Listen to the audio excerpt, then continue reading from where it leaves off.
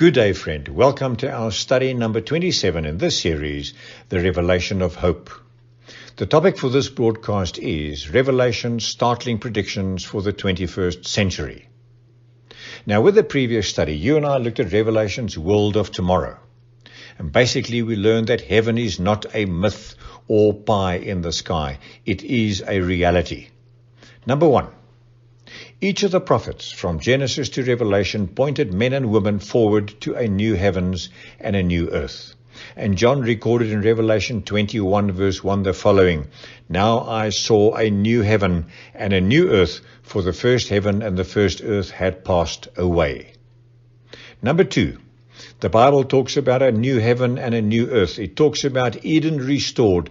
It talks of a sin-free, sick-free, suffering-free, disease-free, brand new world. Number three, Satan tempted Eve and our planet was plunged into rebellion. This brought sickness and suffering and heartache and death to our planet. And since then, there have always been men and women who looked beyond to a new future. And many have longed for the Eden life to be returned, and to new life in a world free from pain and suffering that this planet is plunged in at this moment. Number four, as an example, Abraham waited for the city which has foundations, whose builder and maker is God, Hebrews 11 verse 10.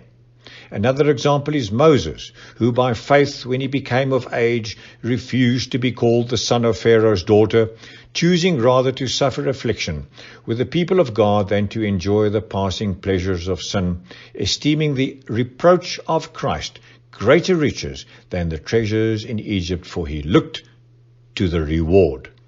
Hebrews 11, 24, 25, and 26. Number five, many faithful men and women of God, according to Hebrews 11, 13 and 14, died in faith, not having received the promises, but having seen them afar off, were assured of them, embraced them, and confessed that they were strangers and pilgrims on this earth. For those who say such things declare plainly that they seek a homeland. Although the promises of heaven, my friend, is far off, you and I can embrace and we can cherish it. Friend, this world is not our home. We are just passing through.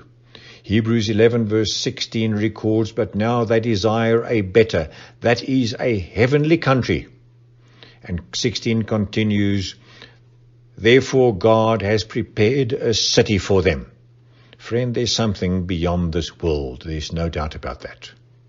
Number six, you and I have no idea what God is waiting for us. 1 Corinthians 2 verse 9 records, "But as it is written, eye has not seen, nor ear heard, nor have entered into the heart of man the things which God has prepared for those who love him." We have no idea of the wonders that's waiting for us. Number seven, the book of Revelation gives us a description of the holy city that is absolutely breathtaking.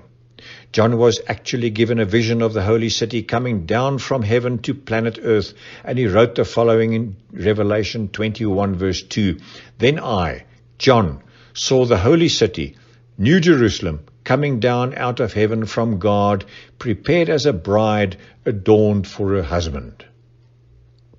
God prepared a city that is going to be absolutely phenomenal and more beautiful, more incredible, more marvelous than you and I can possibly humanly imagine.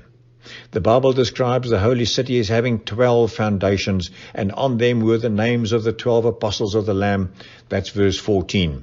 And verse 16 reads, and that's point number 8, "The city is laid out as a square. Its length is as great as its breadth. And he measured the city with a reed, 12,000 furlongs. Its length, breadth, and height are equal."